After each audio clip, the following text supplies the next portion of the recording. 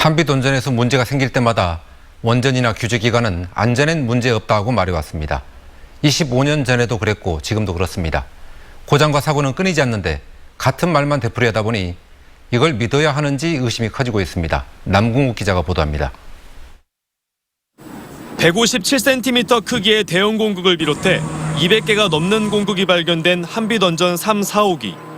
건설 당시부터 부실공사 의혹이 제기됐고 당시 원자력안전기술원이 작성한 보고서에도 공극이 언급돼 있었습니다. 25년 전 한빛원전 3호기의 사용 전 검사 보고서에는 보이드, 즉 공극으로 추정되는 부위가 다수 발견되었다고 적혀 있습니다. 4호기 사용 전 검사 보고서에는 이번에 발생한 157cm 크기 공극과 사실상 같은 위치의 공극이 있을 수 있다고 지적하고 있습니다. 하지만 보수공사와 원인 규명도 없이 사용 허가가 났습니다. 원자로 경납 건물 안전성에 문제가 없다는 이유에서입니다. 이후 정기검사나 계획 예방 정비가 수시로 이뤄졌지만 경납 건물의 콘크리트 벽을 감싸고 있는 철판, 즉 CLP 철판의 부식만 간혹 지적됐을 뿐 공극에 대한 언급은 없었습니다. 지적한 철판 문제도 경미한 수준이어서 안전성에 문제가 없는 것으로 결론났습니다.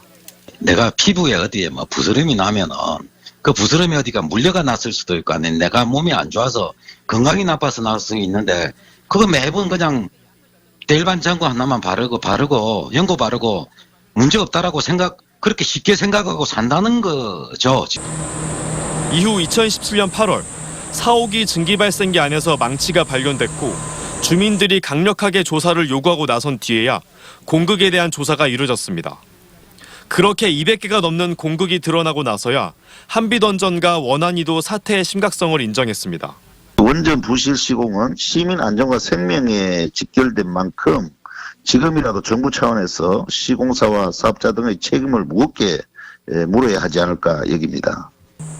원안이는 공극 의심 부위를 모두 점검하고 보수 방안을 검토할 예정이라고 했지만 반핵단체는 부실공사 진상규명과 함께 시공사에 대한 책임도 물어야 한다고 주장하고 있습니다.